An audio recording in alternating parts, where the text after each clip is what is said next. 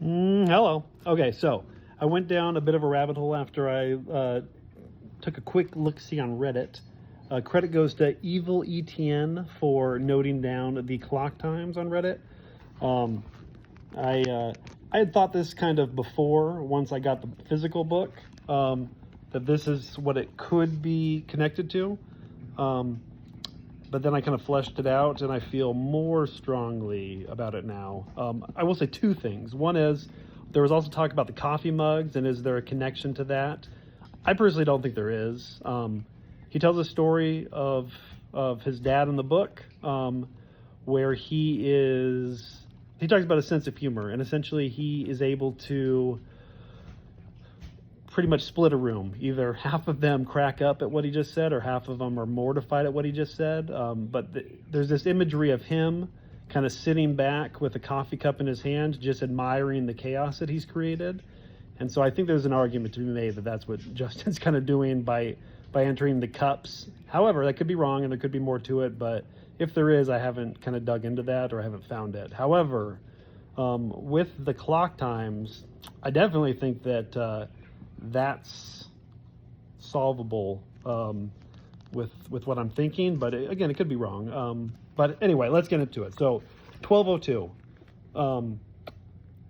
When it's 12:02, both hands are on the X and the two I's, which is 12. Funny enough, in the book, the acknowledgements is on that same number. Moving on, 133. If you take the 1, which is a 1 or an I, and then you take the little hand or the big hand at the 33, then you get VI. And if you put that together, then you get V with two I's, which that's the contents of the actual contents of the chapter titles themselves. Not the page that says contents, but the actual page of the contents. And then if you go to 303, you'll take the 3 1s from, or the 3 I's from the 3 and the 1 I from the 1, add them together and you get 4. That perfectly aligns to the dedication in the book.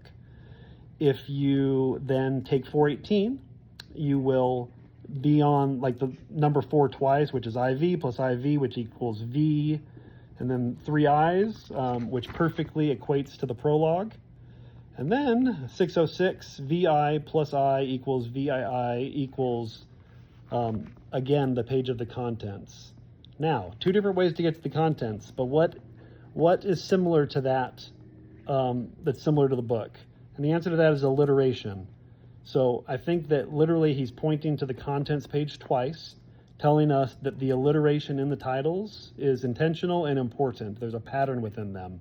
And then he's also saying that the acknowledgments, the contents, the dedication, and the prologue also have hints, also have aspects that will help you in the hunt. I really believe that that's what it equates to. Again, I could be wrong, but I feel pretty confident about that, because I think that those things matter well. I've heard that on the acknowledgements page, he mentions like the Forest Fen rock, or he has a picture of that with the treasure in it, and then he said sometimes the treasure lies within the lines of an acknowledgement page. Well, between two sections of lines is that picture. So is that intentional? I would think so, potentially, but like it wants you to look deeper at the acknowledgement page, at the contents, at the dedication, at the prologue, and realize that even though they're not numbered, these are parts of the book and parts of the solve. All right, that's it. Thanks. Bye.